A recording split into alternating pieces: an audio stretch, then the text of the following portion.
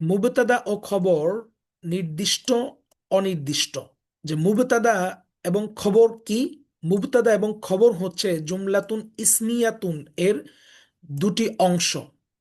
জুমলাতুন ইসমিয়াতুন কাকে বলে? যেই বাক্য, যে জুমলা শুরু হয় ইসিম দিয়ে, সেই বাক্য, সেই জুমলাটিকে বলা হয় জুমলাতুন ইসমিয়াতুন।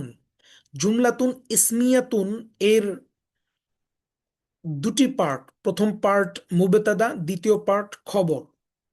এই মুবতাদা এবং খবর কোনটা নির্দিষ্ট এবং কোনটা অনির্দিষ্ট, এটা আমরা আজকে দেখব।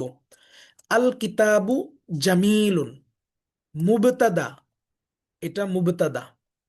সর্বদা, মারেফা, নির্দিষ্ট হবে, ডেফিনিট হবে। আল কিতাবু এটা মুবতাদা, এটা সর্বদা মারেফা হবে, নির্দিষ্ট হবে। অর্থাৎ কখনোই মুবতাদা এটা কিতাবুন হবে না। মুবতাদা এটা সর্বদাই মারেফা হবে, নির্দিষ্ট হবে। আল কিতাবু জামিলুন, বইটি সুন্দর। খবর নাকেরা, অনির্দিষ্ট হবে। জামিলুন এই পার্ট খবর, এটা নাকেরা, অনির্দিষ্ট হবে।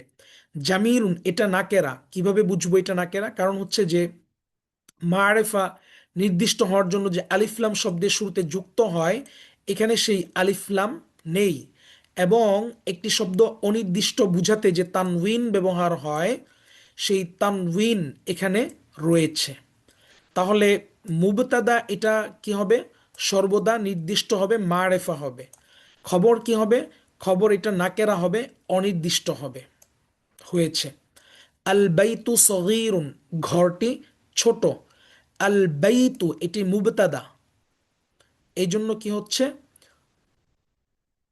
মুবতাদা হওয়ার কারণে এখানে আলিফলাম যুক্ত হয়েছে, এটা মারেফা হয়েছে। সগীরুন এটি খবর, খবর হওয়ার কারণে কি হয়েছে?